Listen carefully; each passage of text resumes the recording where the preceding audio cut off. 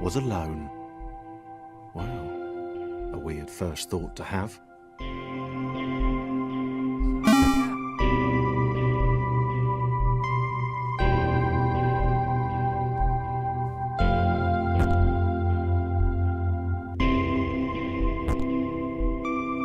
Thomas decided to start listing his observations for posterity.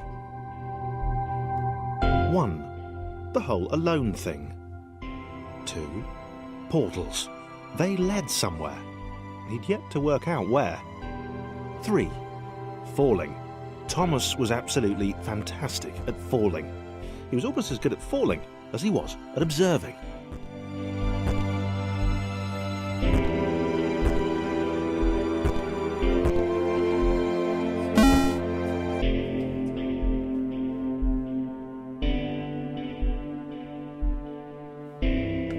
Okay, interesting. Thomas couldn't fall past this block. Think, damn it, think. What if there was some kind of inverted fall? Some way to... what's the word? Jump. It worked! Thomas had solved the great inverted fall mystery.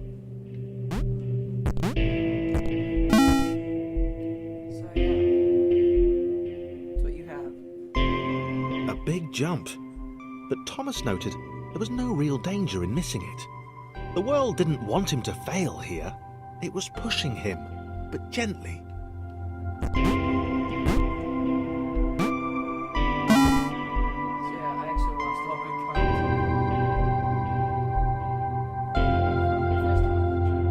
This all seemed a little dangerous. The world was not to be trusted. It was unstable, and it seemed to Thomas that it could let him down at any moment. He was starting to suspect it might even be doing so on purpose. Nah, paranoia.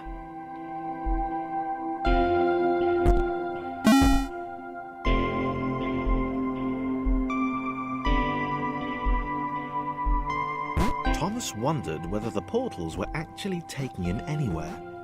He felt like he was making progress, but there wasn't really any way to know. He seemed to be moving predominantly up and to the right, which might, or might not, be important.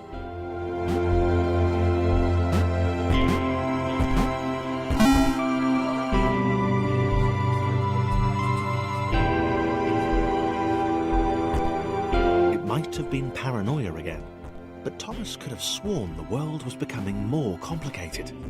It always seemed to be one step ahead of his skills.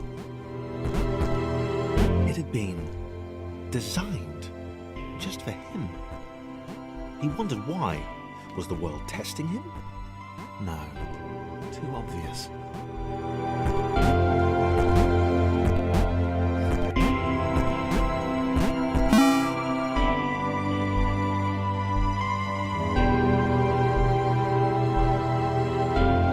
Something about the boiling, toxic, glowing water intimidated Thomas.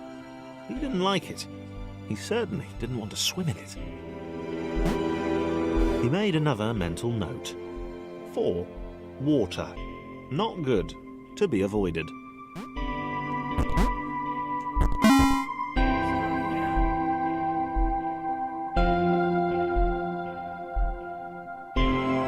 The loneliness was getting to Thomas. No amount of observation or obsessive note-taking could combat that.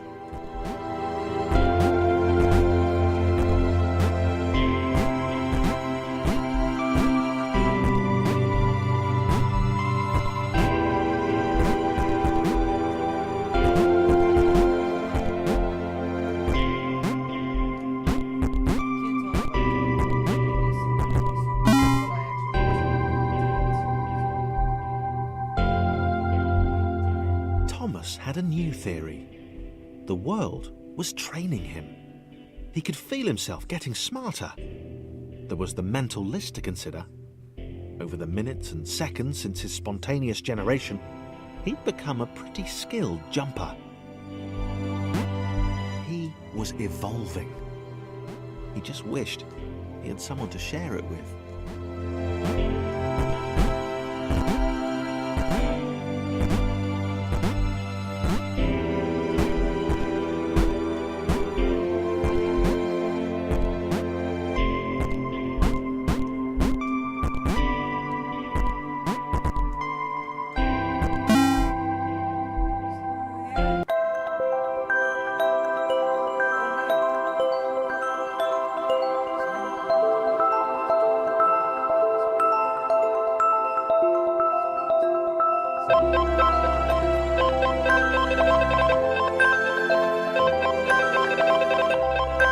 Chris took an immediate and deep dislike to the skinny red rectangle. Who the hell did this Thomas think he was?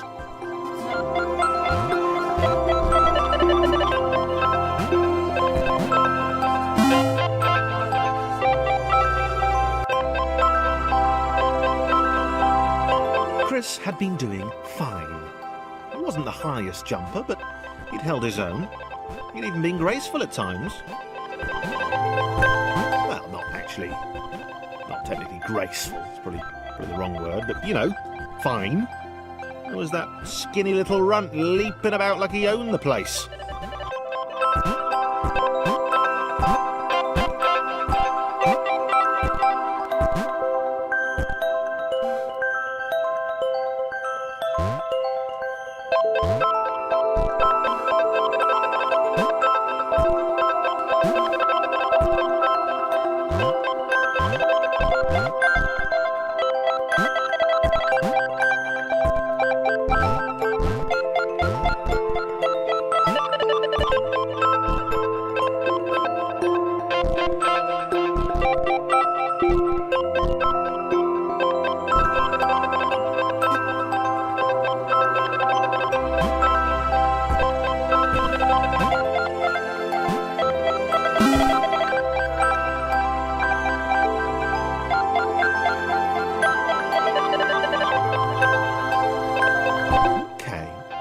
Was more like it. A glowy white thing. Only Chris could get to it, which of course made it all the more enticing. What would it do? What new opportunity might this switch open up to him?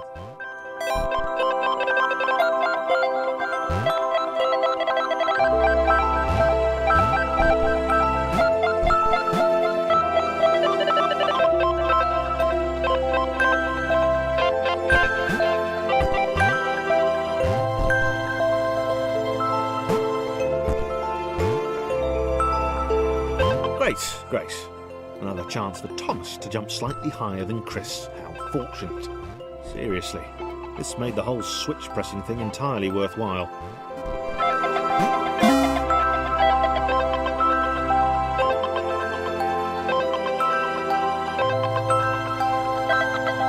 Was this good? Because on the surface, it did not seem good. Chris was pretty scared. Little Red seemed fine. Happy to be on his merry little adventure. Chris couldn't shake the feeling that things had taken a significant turn for the worse since Thomas had joined him. Sure, he'd been able to piggyback his way to ever so slightly higher platforms, but where had that got him? Well, to ever so slightly higher platforms, which was sort of his point.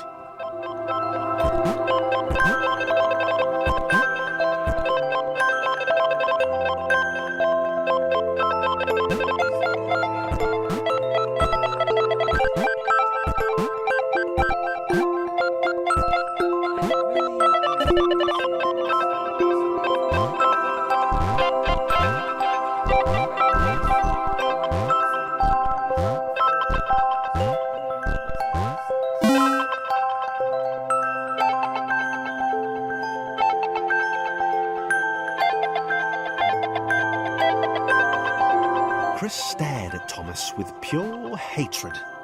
He seemed so very happy at their situation. Friends together, a brave fellowship of quadrilaterals on a quest for greatness. That would be fine. But it was all the obvious observation that Thomas was doing which grated. Every time they saw something vaguely new, Chris would hear a satisfied little from the vaulting idiot.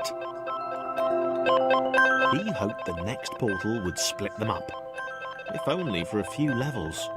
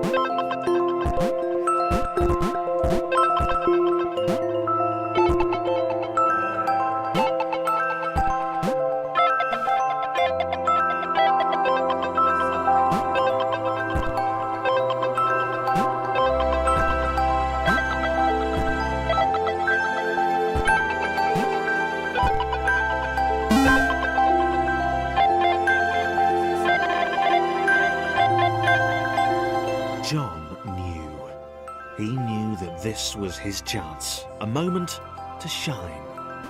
This was game day.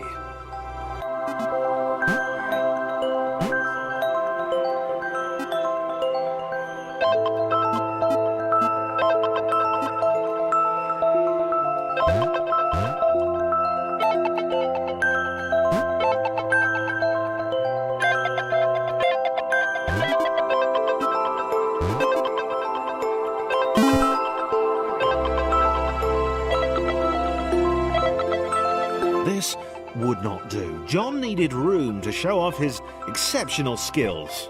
As it was, he was trapped on the wrong side of these little dot things. Where did they come from, anyway?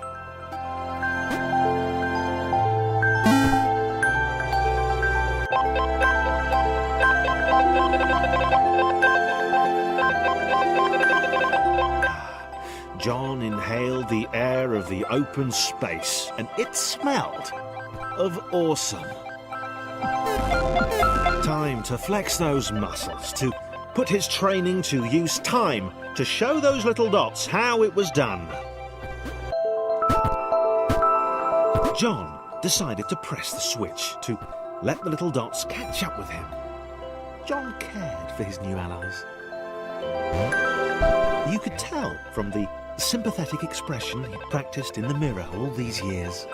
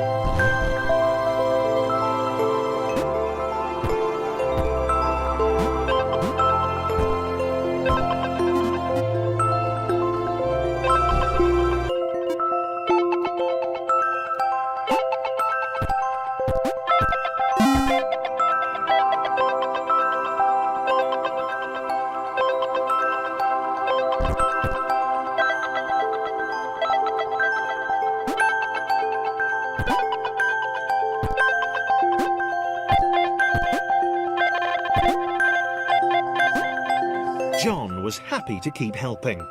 He felt it was important to his image that he was seen to help the little guys.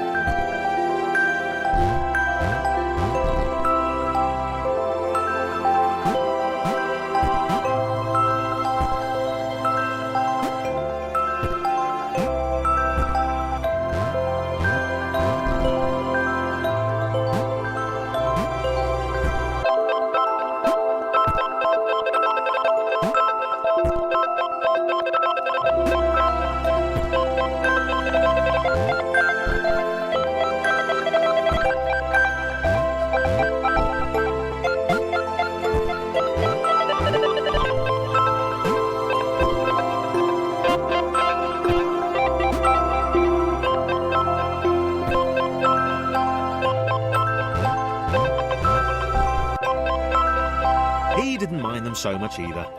The red one, Thomas, had a charming way of applauding every time John jumped.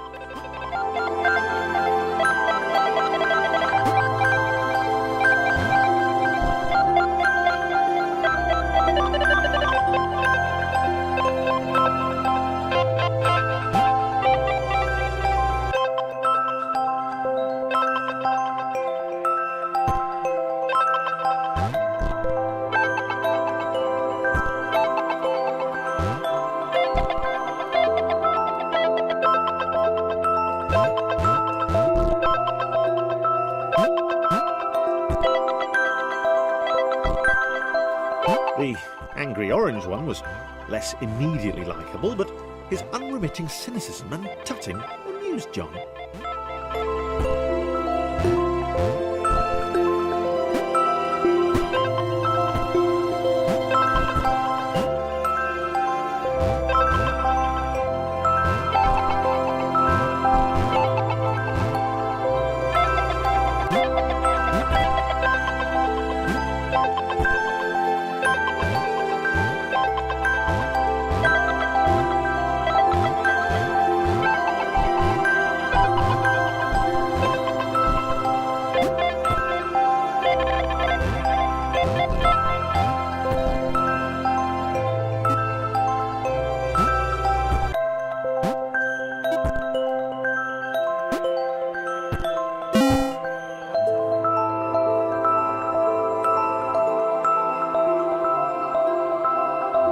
This was interesting.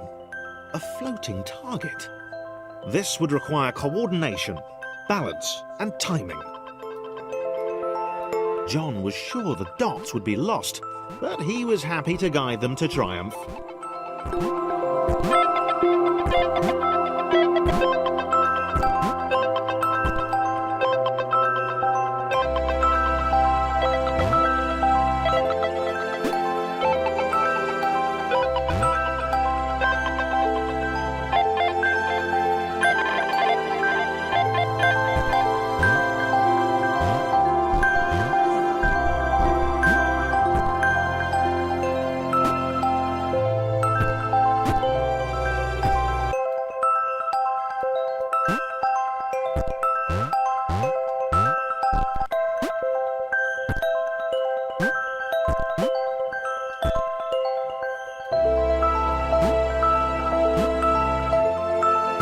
Maybe that's what the dots were for. They were there to extend John's reach, to make his performance even more impressive. John liked the thought. He decided to keep them.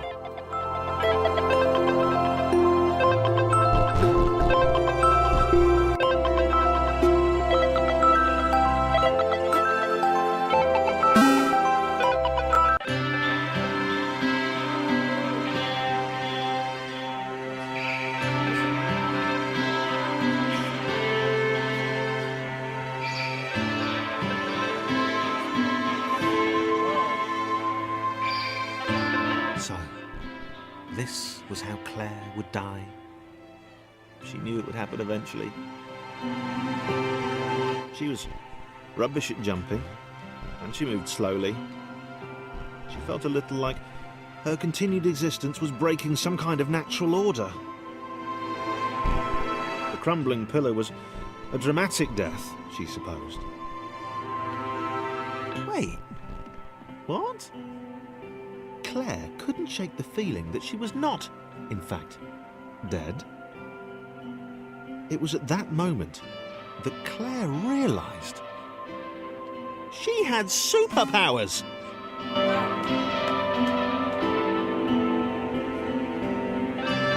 She'd need a cape. There was no getting around that. You couldn't be a superhero without a cape. Claire didn't want confusion. If you saw a cape, that made matters clear. You knew what you were dealing with. Claire was all about communication. And, you know, floating in water, which was her superpower.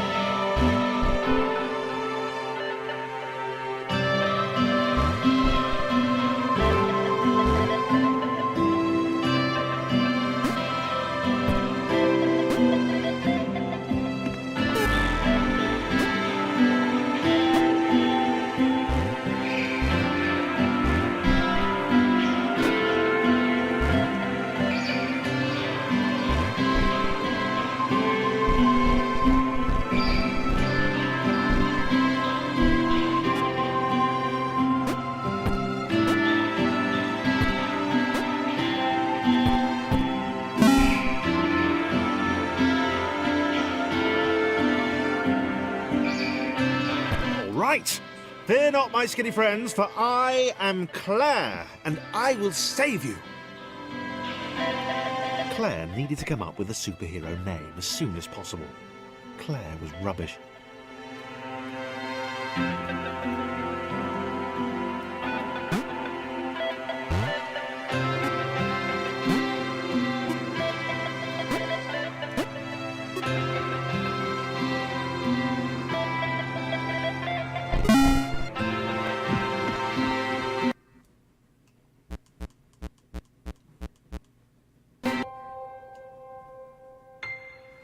Well, that will do it for today. I am Master PC. Good night and peace out. See you in the next video.